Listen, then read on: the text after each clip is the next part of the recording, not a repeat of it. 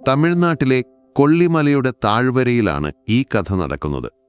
മലനിരകളും കാട്ടുചെടികളും നിറഞ്ഞ കുരുമുളകിന്റെയും ഔഷധസസ്യങ്ങളുടെയും മണം പരക്കുന്ന ഒരു കാട്. ഇവിടെ അരുൺ എന്നൊരു മനുഷ്യൻ താമസിക്കുന്നു. 30കളിൽ ഒരു കർഷകനും പ്രകൃതി സ്നേഹിയുമാണ് അവൻ.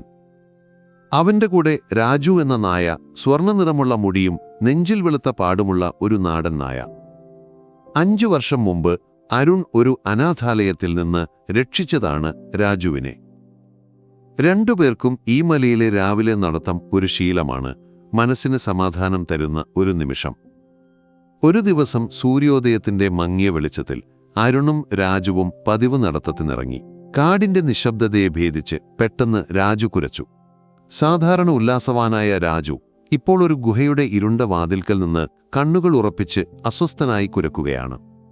അരുൺ അവന്റെ മൃദുവായ കണ്ണുകളിൽ ആകാംക്ഷയോടെ രാജുവിനെ നോക്കി. "എന്താ രാജു, എന്തിനാ ഇങ്ങനെ?" അവൻ ചോദിച്ചു. പക്ഷേ രാജു കേട്ടില്ല. അവന്റെ കുരമുഴങ്ങി ഗുഹയിലേക്ക് എന്തോ അവനെ വലിക്കുന്നത് പോലെ. അരുൺ വിളിച്ചിട്ടും രാജു നിന്നില്ല. ഭയവും ധൈര്യവും കലർന്ന ഒരു ഭാവത്തോടെ അവൻ ഗുഹയിലേക്ക് കുതിച്ചു. അരുണിനും മറ്റൊരു വഴിയില്ലായിരുന്നു. ഹൃദയം പടപടാമിടിച്ചുകൊണ്ട് അവൻ രാജുവിനെ പിന്തുടർന്നു. കാട് കൂടുതൽ ഇടതൂർന്നു. മുള്ളുചെടികൾ മുഖത്തുരസി, വേരുമരങ്ങൾ കാലിൽ കുരുങ്ങി. ഒടുവിൽ ഒരു പാറക്കെട്ടിന്റെ അടിയിൽ മുള്ളുകൾക്കും പടർപ്പുകൾക്കുമിടയിൽ മറഞ്ഞ ഒരു ഗുഹയുടെ വാതിൽ അവർ കണ്ടു. രാജു മുടി എഴുന്നുനിന്ന് ഗുഹയിലേക്ക് നോക്കി കുരച്ചു. "നിനക്കെന്താ രാജു?" അരുൺ മുട്ടുകുത്തി അവന്റെ തല തടവി. പക്ഷേ രാജു ശാന്തനായില്ല. അവൻ മണ്ണു കുഴിച്ചു, എന്തോ കണ്ടെത്തണമെന്ന പോലെ. അരുണിന്റെ മനസ്സിൽ ഒരു ഭയം തോന്നി. ഈ ഗുഹ എന്തോ രഹസ്യം ഒളിപ്പിച്ചിരിക്കുന്നതുപോലെ. പക്ഷേ രാജുവിന്റെ ധൈര്യം അവനെ മുന്നോട്ട് നയിച്ചു. "ശരി, നമുക്ക് നോക്കാം," അവൻ പറഞ്ഞു. ഫോണിലെ ടോർച്ച് ഓൺ ചെയ്തു. വെളിച്ചം ഗുഹയുടെ ഇരുട്ടിനെ മുറിച്ചു. രാജു അവന്റെ മുന്നിൽ ഒരു വഴികാട്ടിയെപ്പോലെ നടന്നു. ഗുഹയ്ക്കുള്ളിൽ തണുപ്പും ഈർപ്പവും കല്ലുകൾ നിറഞ്ഞ ഒരു ഇടനാഴി. അരുണിന്റെ ഹൃദയം മിടിച്ചു. പക്ഷേ രാജുവിന്റെ ധൈര്യം അവനെ മുന്നോട്ട് തള്ളി. കുറച്ചുനേരം നടന്നപ്പോൾ ഇടനാഴി വിശാലമായ ഒരു അറയിലേക്ക് തുറന്നു. അവിടെ അരുൺ ഞെട്ടിപ്പോയി. കല്ലുപോലുള്ള മനോഹരമായ ക്രിസ്റ്റലുകൾ മേൽക്കൂരയിൽ തിളങ്ങി നീലവെളിച്ചം പരത്തി. ഒരു ചെറിയ തടാകം ആ വെളിച്ചത്തെ പ്രതിഫലിപ്പിച്ചു. ഗുഹയെ ഒരു മാന്ത്രിക ലോകമാക്കി. രാജു ഇപ്പോൾ ശാന്തനായി അരുണിന്റെ അടുത്തിരുന്നു. പെട്ടെന്ന് ഒരു മങ്ങിയ ശബ്ദം, ഒരു കരച്ചിൽ. "ആരാണത്?" അരുൺ വിളിച്ചു. ഹൃദയം പടപടാമിടിച്ചു. രാജു വീണ്ടും അസ്വസ്ഥനായി മുന്നോട്ട് നടന്നു. അവർ ആ ശബ്ദത്തെ പിന്തുടർന്നു. ഇടനാഴി ഇടുങ്ങി അരുൺ തല കുനിച്ചാണ് നടന്നത്. ഒടുവിൽ ടോർച്ചിന്റെ വെളിച്ചത്തിൽ ഒരു ചെറിയ രൂപം, ഒരു പെൺകുട്ടി, 6 വയസ്സ് തോന്നിക്കുന്ന, ഭയന്ന് ചുരുണ്ടുകൂടിയിരിക്കുന്നു. അവളുടെ മുഖം കണ്ണീർ പുരണ്ടിരുന്നു. കാൽമുട്ടുകൾ നെഞ്ചോട് ചേർത്ത് വെച്ചിരിക്കുന്നു. "ദൈവമേ!" അരുൺ ഓട്ടി അവളുടെ അടുത്തെത്തി. രാജു വാലാട്ടി അവളെ ആശ്വസിപ്പിക്കാൻ അടുത്തേക്ക് നീങ്ങി. "പേടിക്കേണ്ട, ഞങ്ങൾ നിന്നെ സഹായിക്കാൻ വന്നതാണ്. ഞാൻ അരുൺ, ഇത് രാജു. നിന്റെ പേരെന്താണ്?" അവൻ മൃദുവായി ചോദിച്ചു. പെൺകുട്ടി ഒരു നിമിഷം മടിച്ച ശേഷം പറഞ്ഞു, "ലക്ഷ്മി." അവളുടെ ശബ്ദം വിറച്ചു. രാജു അവളുടെ അടുത്ത് കിടന്നു. അവന്റെ ചൂട് അവൾക്ക് ആശ്വാസമായി. "നിനക്ക് വേദനയുണ്ടോ?" അരുൺ ചോദിച്ചു. ലക്ഷ്മി അവളുടെ കണങ്കാൽ ചൂണ്ടി വീർത്തിരിക്കുന്നു. "ഞാൻ വീണു, നടക്കാൻ വയ്യ," അവൾ പറഞ്ഞു. അവൾ മാതാപിതാക്കളോടൊപ്പം ഒരു ക്ഷേത്രോത്സവത്തിന് വന്നതാണ്. കാട്ടിലലഞ്ഞ് മഴയിൽ നിന്ന് രക്ഷപ്പെടാൻ ഈ ഗുഹയിൽ കയറി. പക്ഷേ വഴി കണ്ടെത്താനായില്ല. അരുൺ തന്റെ ബാഗിൽ നിന്ന് വെള്ളവും ഒരു ബിസ്ക്കറ്റും എടുത്ത് ലക്ഷ്മിക്ക് നൽകി. അവൾ ആർത്തിയോടെ കഴിച്ചു. "നിന്നെ ഞങ്ങൾ വീട്ടിലെത്തിക്കും," അരുൺ പറഞ്ഞു. പക്ഷേ പുറത്തേക്കുള്ള വഴി എളുപ്പമല്ല. ലക്ഷ്മിയുടെ കണങ്കാൽ വേദനിക്കുന്നു. ഗുഹയുടെ പാത വഴുക്കുന്നു. രാജു അരുണിന്റെ കയ്യിൽ മൂക്കുമുട്ടി. "നമുക്ക് പോകാം" എന്ന് പറയുന്നത് പോലെ. അവർ മെല്ലെ നടന്നു. ലക്ഷ്മി അരുണിന്റെ തോളിൽ ചാരി.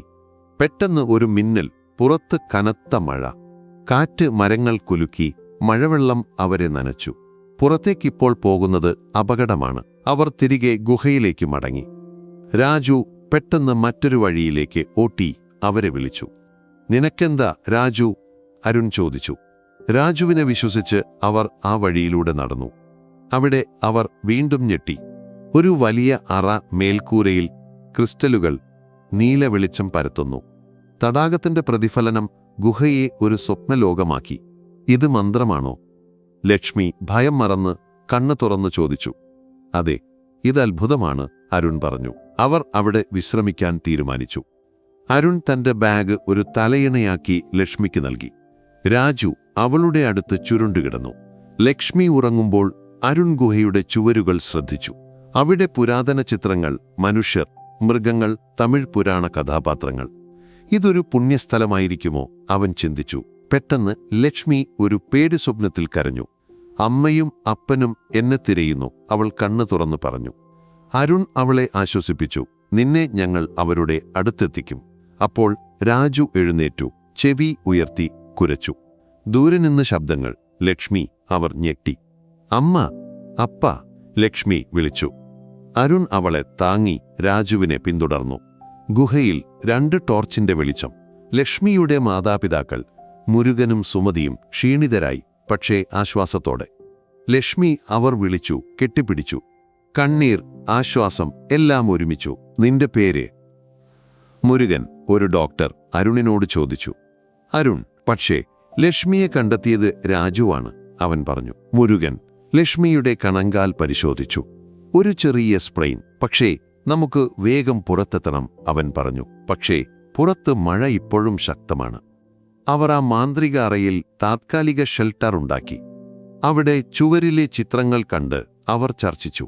ഇതൊരു പുരാതന ജൈന ഗുഹയോ തമിഴ് ആദിവാസികളുടെ രഹസ്യസ്ഥലമോ ആകാം, മുരുകൻ പറഞ്ഞു. ഇതിന്റെ രഹസ്യം നമുക്ക് വെളിപ്പെടുത്തണോ, അരുൺ ചോദിച്ചു. ലക്ഷ്മി മൗനമായി പറഞ്ഞു. ചില രഹസ്യങ്ങൾ രഹസ്യമായി തന്നെ ഇരിക്കട്ടെ. എല്ലാവരും അതിനോട് യോജിച്ചു. മഴ ശമിച്ചപ്പോൾ അവർ പുറത്തേക്ക് നടന്നു. ലക്ഷ്മിയെ മുരുകനും സുമതിയും താങ്ങി. പെട്ടെന്ന് മണ്ണിടിഞ്ഞു. അരുൺ ഒരു കുഴിയിലേക്ക് വീണു. അരുൺ, ലക്ഷ്മി വിളിച്ചു. പക്ഷേ രാജു അവന്റെ കയ്യിൽ കടിച്ചു. മുരുകൻ അവനെ പിടിച്ചു. ഒരുമിച്ച് അവർ അരുണിനെ രക്ഷിച്ചു. എല്ലാവരും മണ്ണിൽ കുളിച്ച് പരസ്പരം കെട്ടിപ്പിടിച്ചു. അപ്പോൾ ഹെലികോപ്റ്ററിന്റെ ശബ്ദം. രക്ഷാപ്രവർത്തകർ അവരെ കണ്ടെത്തി. നന്ദി, ലക്ഷ്മി അരുണിനോടും രാജുവിനോടും പറഞ്ഞു. അവർ ഒരു നോട്ടത്തിൽ ഗുഹയുടെ രഹസ്യം സൂക്ഷിക്കാൻ തീരുമാനിച്ചു. പുറത്തേക്ക് നടക്കുമ്പോൾ അരുൺ ഒരു നിമിഷം തിരിഞ്ഞു നോക്കി. ആ ഗുഹ ഒരു രക്ഷാകേന്ദ്രം മാത്രമല്ല, ധൈര്യവും സ്നേഹവും പഠിപ്പിച്ച ഒരു മാന്ത്രിക സ്ഥലമായിരുന്നു.